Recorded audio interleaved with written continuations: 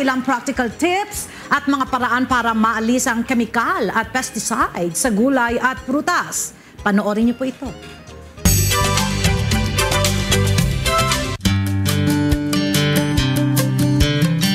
Vegetables and fruits are good for health. Pero dahil karaniwan sa mga prutas at gulay na available sa merkado ngayon ay may pesticides, sa halip na makatulong ay maaari pa itong makasama sa ating mga kalusugan.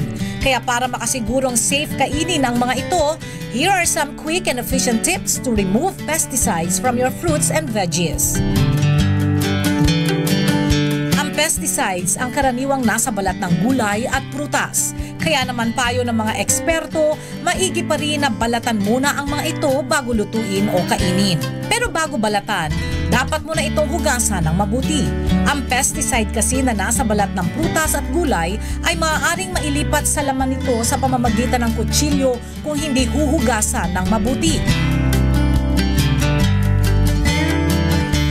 Sa paghuhugas naman, mas mabuting gumamit ng tap water at kuskusing maigi ang mga ito.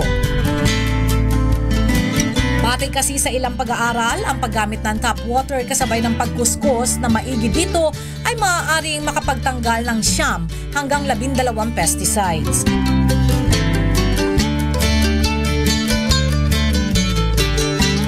Bukod dito, maaari din naman kayong gumamit ng pesticide removal solution na ibinibenta sa mga supermarket. Pero kung gusto nyo namang makatipid, pwede ring gumamit na lamang kayo ng asin. Maghalo lang ng 1 kutsaritang sea salt sa bawat 1 tasang tubig. Saglit na ibabad ang gulay at prutas dito at saka banlawan.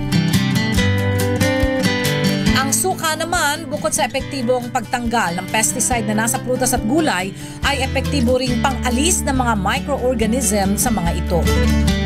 Sa katunayan, ayon sa pag-aaral na ginawa sa Amerika noong 2003, natuklasan ng mga eksperto na ang vinegar mixture ay kayang makapag-alis ng 90% bacteria at 95% viruses.